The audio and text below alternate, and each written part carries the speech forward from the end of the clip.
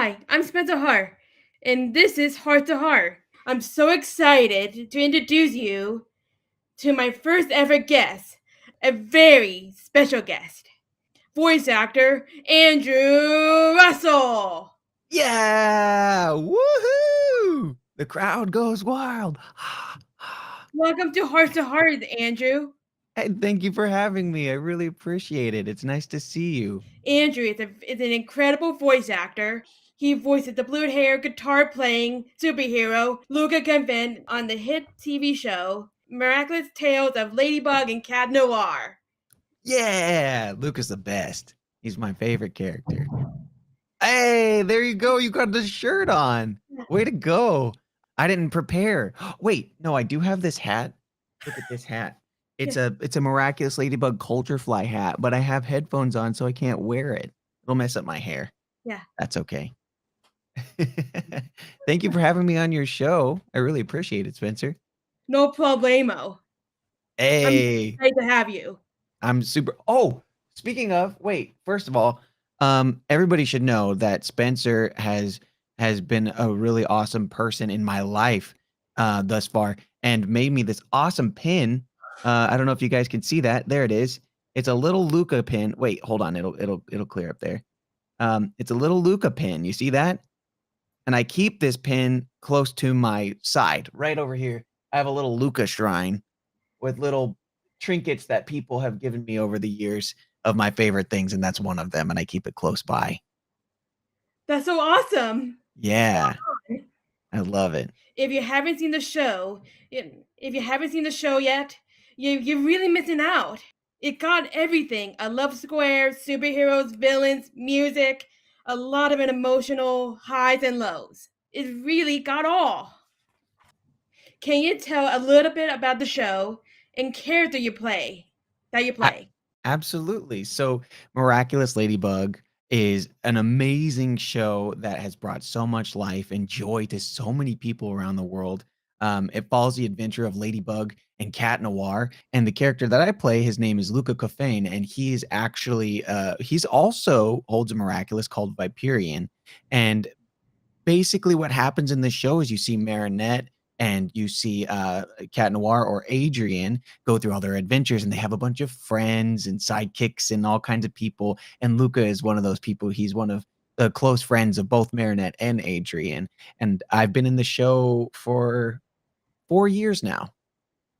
It's been pretty great. Wow. And where can people watch the show?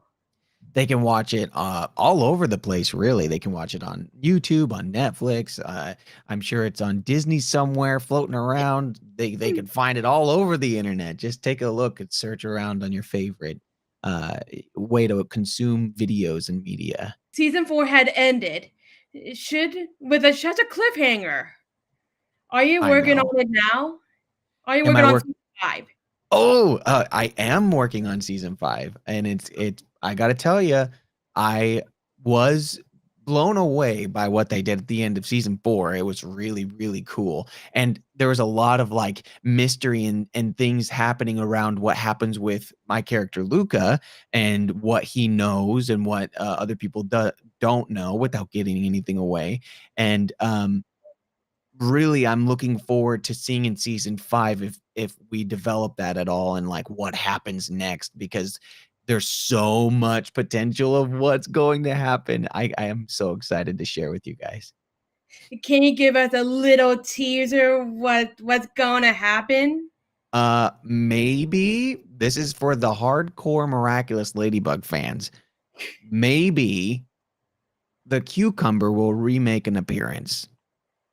Woo! I love the cucumber. I'm a cucumber.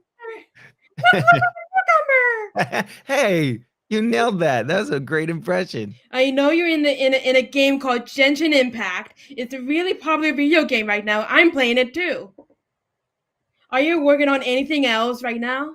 That's awesome. Yes, I am. I actually have a session today and on Monday for a really popular game. I can't tell you what it is because I've signed what we call NDAs, a non-disclosure agreement, where I can't really talk about it until it comes out. So this is a really exciting game that I'm going to be sharing with you.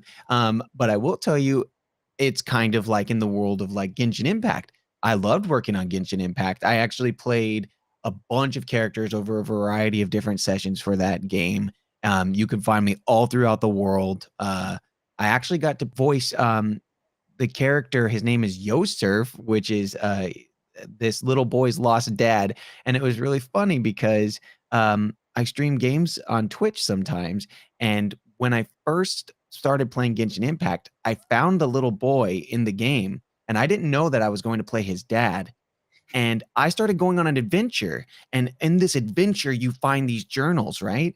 And these journals, like, they have stories, and the dad's like telling, like, "Oh man, I'm climbing up the mountain, and I hope that I make it okay. I love my family," stuff like that. On my Twitch stream, I was just playing around, reading the lines as if I was his dad, who at the time wasn't in the game.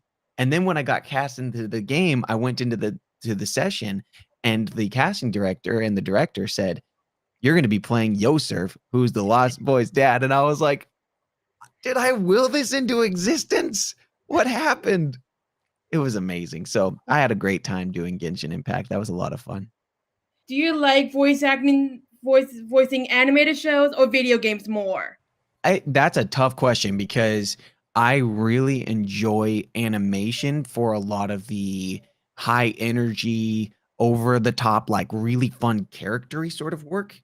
And then I love video games because they're much more grounded in a cinematic universe. So things like Genshin, or even this game that I made called Lost Ark, it's very cinematic in their storytelling, although the character is still really heightened and really like over the top dramatic sometimes. uh that character still lives in a very grounded place. So approaching it from an actor's perspective, it's much more challenging and much more exciting for me to play a video game character, because I get to really dive into like the voice of a Umarian dwarf in the distant lands of Arcasia, or a goofy character, but I have to make them realistic, and that's a challenge. It's very difficult, but it's a lot of fun. How do you become a voice actor? Do you always want to be a voice actor? Isn't it your dream? Of course, yeah. I've always wanted to do voice work. When I was in 7th grade, actually, I started playing video games a lot, and something clicked like that in my brain once I was playing a game, and I heard the characters, and I said, "Those are people getting paid to be voice actors. Like, this is a career." And from that moment forward, I started looking at video games in the perspective of an actor's perspective. I started listening to the way that they're doing things and doing all that stuff. So all my years of doing theater and musical theater was all leading me to try to learn and hone in on my craft and get to the point where I could be a voice actor. And that's where I am now. And I love it. And I think anybody who wants to do it, what they have to do is just start working on things now, start practicing now. And there's no time like the present. There's no better time to look on YouTube. There's all kinds of resources on TikTok and all that stuff. As long as you're really hyper focusing and looking for the content that you want to be looking for, you can learn how to do anything right now. So I say go for it. Now we're gonna play a little game called This or That. It helps our audience to get to know you better. I shout out two things, and you can pick one you'd like the best. Okay? Great. Pizza or burgers? Pizza. Summer or winter? Summer. Sweet or savory? Sweet. Cats or dogs? Oh, dogs. 100%. High tops or low top shoes? Low tops. That's so cool. Thank you so much for being my guest today, Andrew. I think you are really awesome and super talented, and it was an honor to have you on the show. Well, thank you for having me, Spencer. It's really, really, the pleasure is mine. I'm so happy you asked me to be here. No problemo. I love you. Mwah.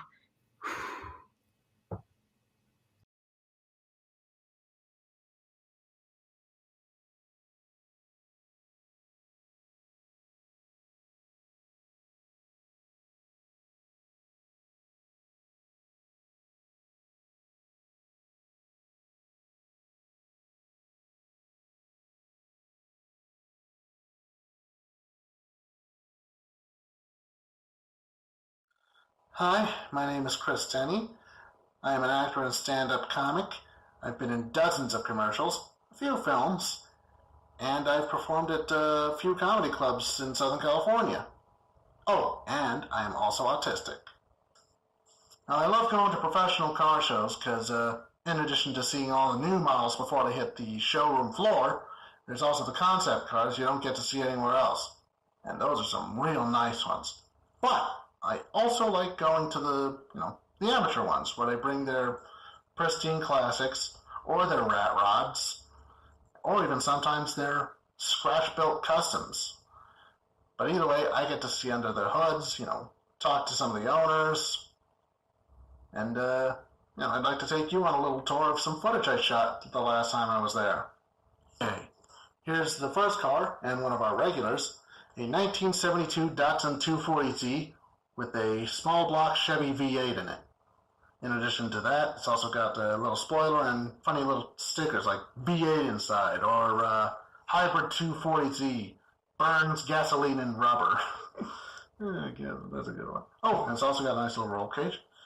And here we have a Corvette.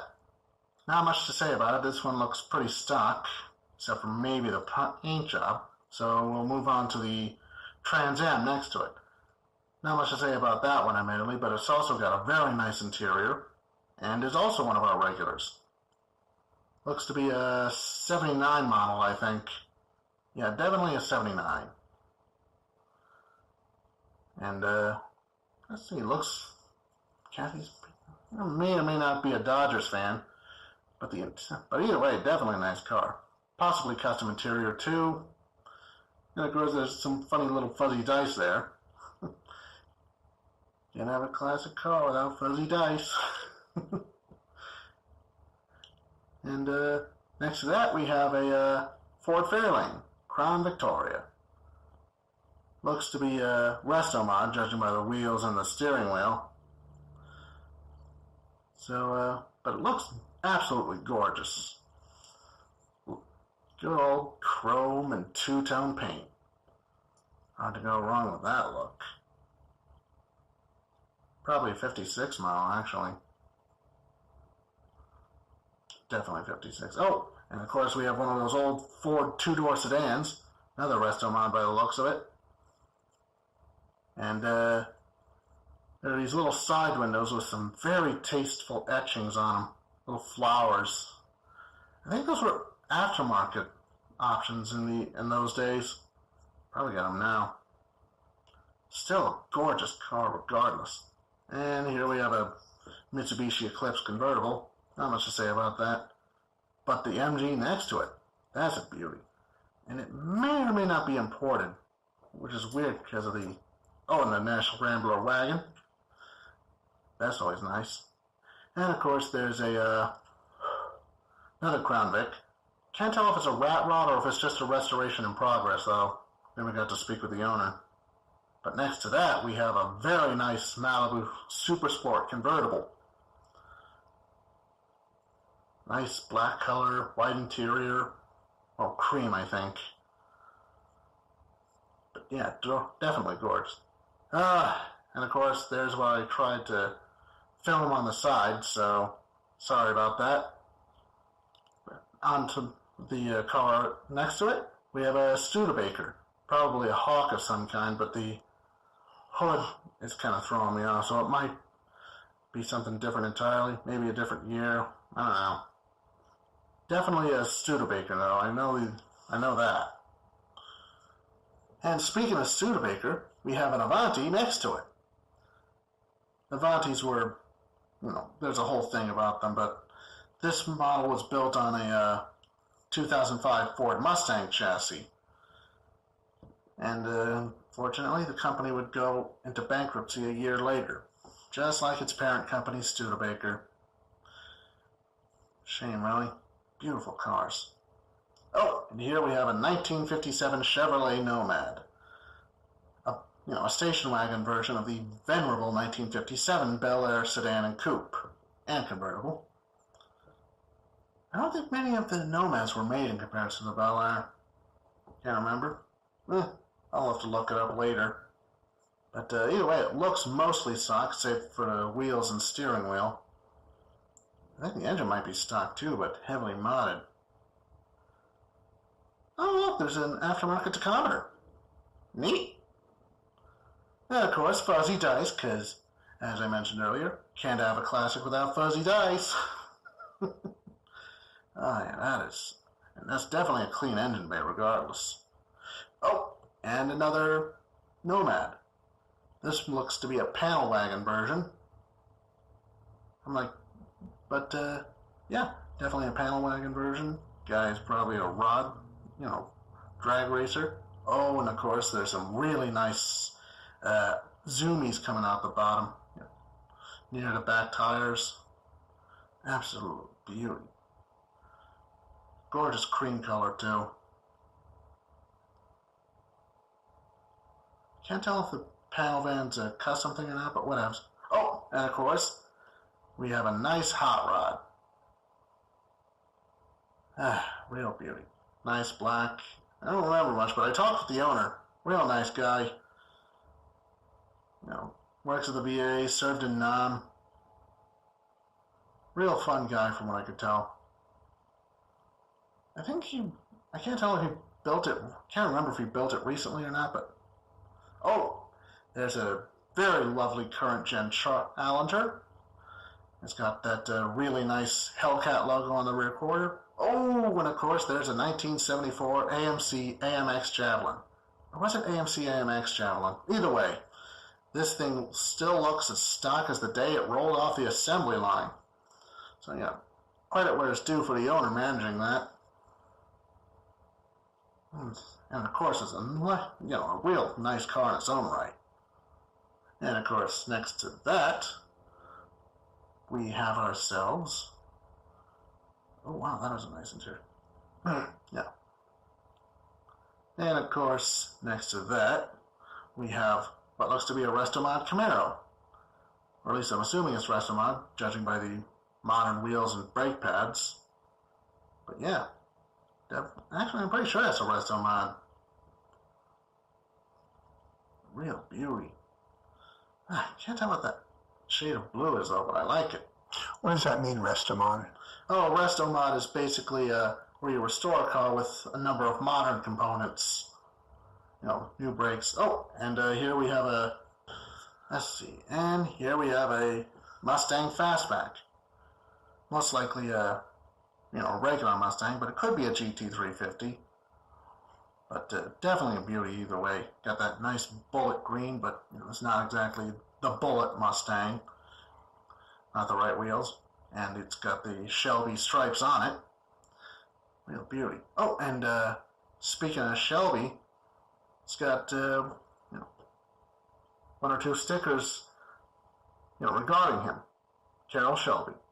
And when you say bullet Mustang, what do you mean? Oh, the Mustang from the movie Bullet. That certain green. Oh, there's a T-bucket hot rod. T-buckets are basically built from Model Ts. They're whole replicas now. And I'm pretty sure that's like a replica, considering they ever made the Model T in 80, 90, maybe even 100 years? But it's always possible that might have been passed down through the family, but I'm willing to bet it's most likely a replica. Oh, and of course, here we have a 1957 Ford Thunderbird. Pretty much everything is stock.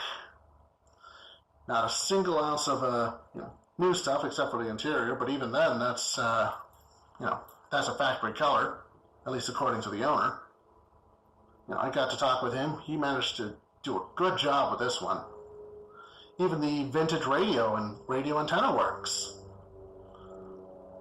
which is pretty much awesome in itself, because I don't think that is easy at all. And that's the end of that particular tour. I hope you enjoyed seeing cars old and new, and I hope I sparked an interest for you. Here's to hope, and I'll see you at the next show.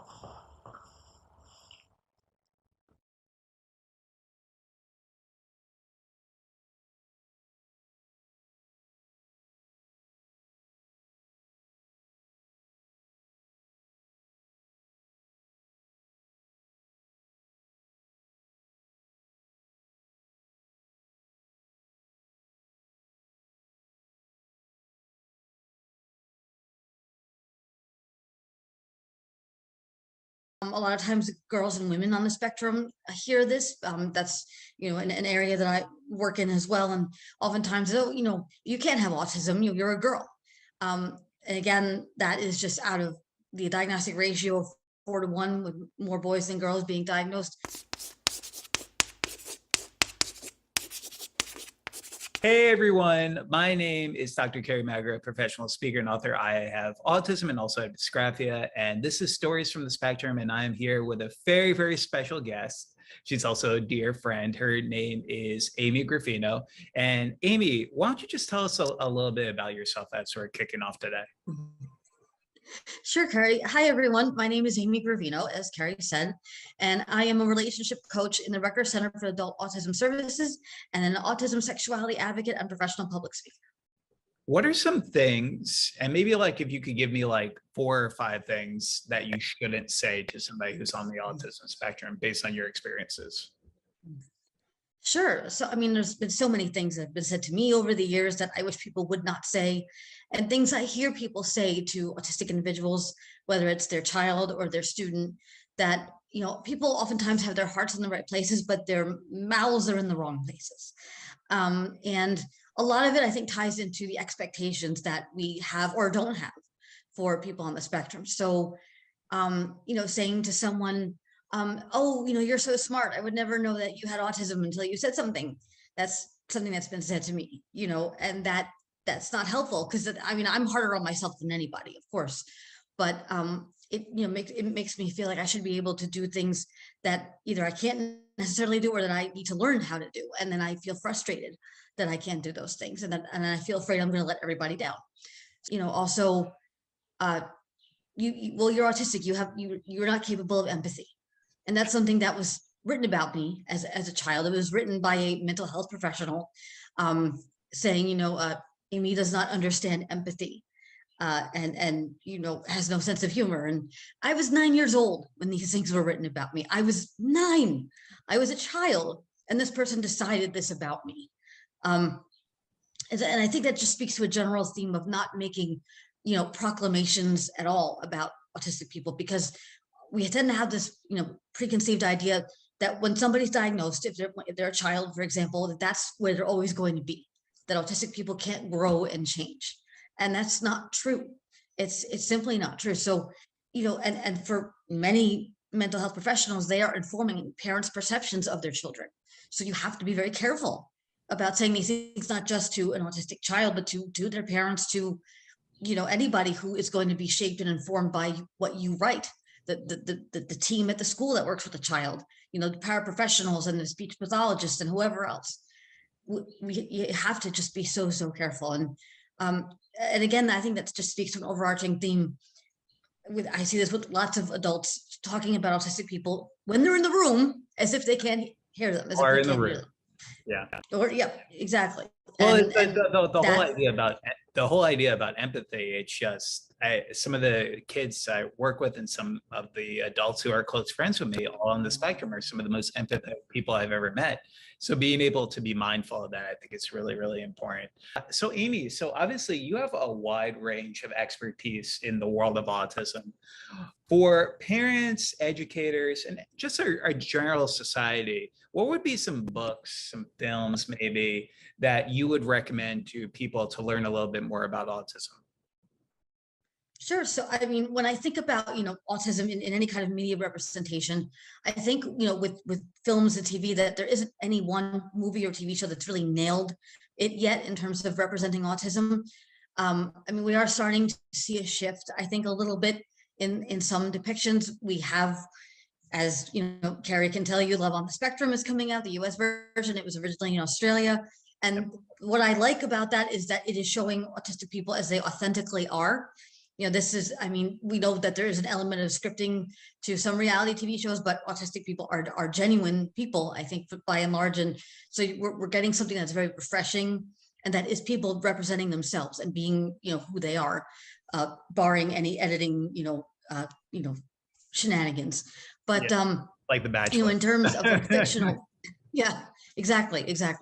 But in terms of fictional depictions, I don't think I've yet seen one that like totally nails it. There was that show Everything Is Going to Be All Right. I heard a lot of, right? Is that the one? I heard a lot of good things about that. Yeah, Everything's Going to Be Okay on the Freeform. Everything's Going to Be Okay. That's it. I like that. Yeah, that got canceled, I heard. So I heard positive things about that. But you know, in the books, there's a lot of books that are written by people on the spectrum, which is like a really great thing. I think, you know, there's so many books you can read about autism, but you get something really different and really raw and authentic when you read books that are written by autistic people. Again, Holiday Wiley's Pretending to Be Normal is a seminal book.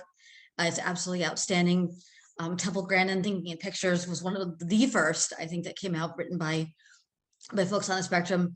And it is, you know, again, she is a product of her time, Temple, and the world has changed, you know, since that came out, certainly. But Sure. and then of course, Kerry, you've put out books that, you know, I know have been really helpful to a lot of people. And I myself am, you know, currently authoring a book. Yeah, no, I was called The Naughty Audie. Yeah, The Naughty Audie. Yeah. I'm so excited to read that book whenever it does come out, because it's, you know, I often talk about relationships, but what I think you've hit the nail on the head on, which a lot of experts really just don't even want to talk about, is sexuality. And I think you've kind of championed that cause within our autism community. So I'm really excited to hear what you think about that topic specifically. Some great recommendations. Temple Grandin's Thinking in Pictures was kind of one of the first ones I also read when I was 19 and trying to disclose to more people about my autism diagnosis. So obviously we have the Temple Grandins of the world that we can follow. Who are some other autism advocates that you currently follow in the community who either inspire, educate, just all of the above, really? Well, there's a lot of amazing advocates out there, both who are on and off the spectrum. And of course, immediately one that comes to mind is my dear friend, Dr. Peter Gerhardt, who is an amazing man. He is not autistic, but he has been working with autistic adults for over 30 years. And he is like the authority, as far as I'm concerned, on adults on the spectrum. And he's a passionate advocate. And he has, most importantly to me, the reason why I mention him is that he doesn't just work with autistic adults. He is friends with autistic adults. You know, he's not just seeing them as clients or patients or students. They're friends. They're, you know, so he sees us as human beings. And I think that's just so important. It sounds like a basic thing, but it's not. And he's one of my closest friends, consequently. Again, there's just so many amazing people out there. Denny Bowman, who is also in Love on the Spectrum. She's great. I mean, has her own animation company, and she's come so far in the years I've known her. Like, she's just grown up in front of me. She was a little baby, and now she's all like, I know, woman sized and everything. It feels so weird because we gave her a scholarship when she was going to Woodbury, and now I'm just like, now she's on a show talking about being in relationships and talking to boys. And I'm like, I'm not ready. How can people learn more about you and your journey, and what would you like people to know about you? Oh gosh, so I guess, you know, because when I give presentations mainly on autism and sexuality, that's kind of my dedicated special area of interest and research, but I present on other topics as well, you know, growing up on the spectrum, entering into adulthood with autism. And I always try to emphasize the fact that this is a journey, and that as far as I've come, I am still learning. I dislike the word expert very strongly for this reason, because to me, expert is a static word that confers with it an authority that cannot be challenged.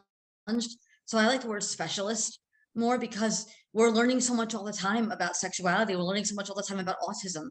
So I don't think any one person is a true expert in that authoritative, you know, sense.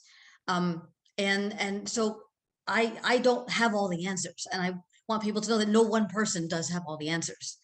Right. And so that the most powerful thing that I can say to any client I work with or anything is, I don't know.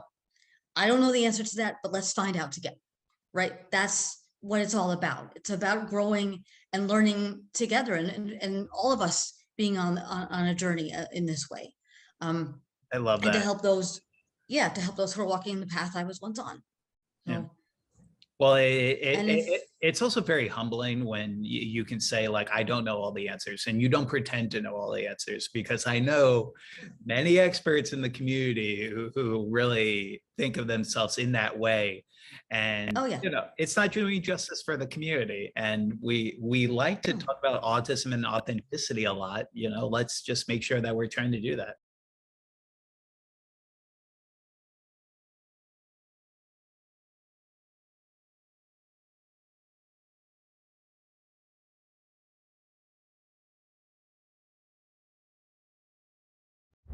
Hi everyone, it's Stephen Gaiber, the Autistic Traveler, and today I'm going to give you a tour of downtown Orange to see the vintage like this is. Have a good time. Orange Historical District is a one-square plaza and contains many of the historic buildings that were created in Orange's incorporation.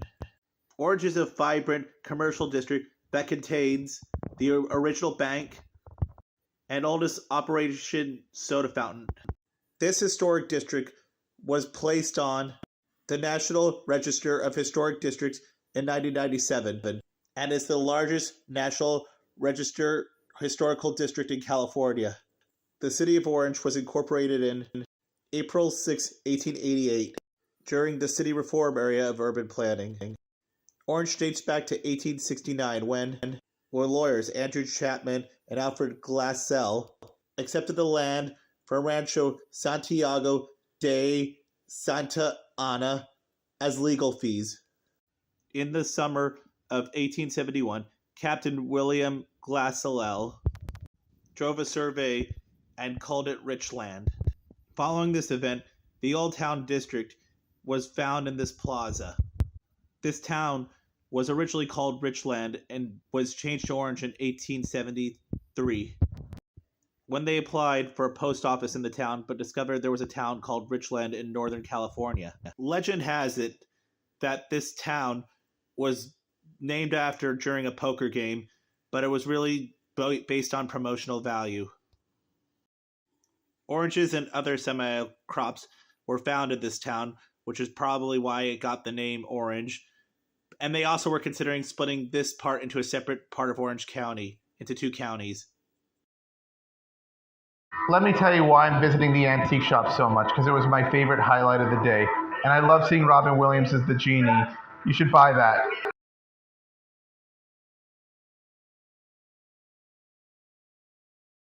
Best looking Starbucks I ever saw. Wow, that architecture. And this architecture makes downtown Orange look amazing.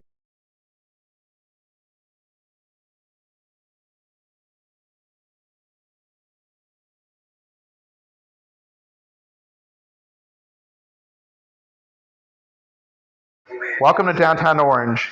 One could take the Metrolink all the way from downtown Union Station in Los Angeles to Santa Fe Depot in San Diego. Much better than driving on the 5 freeway and spending gas money. Wow, those gas prices are expensive.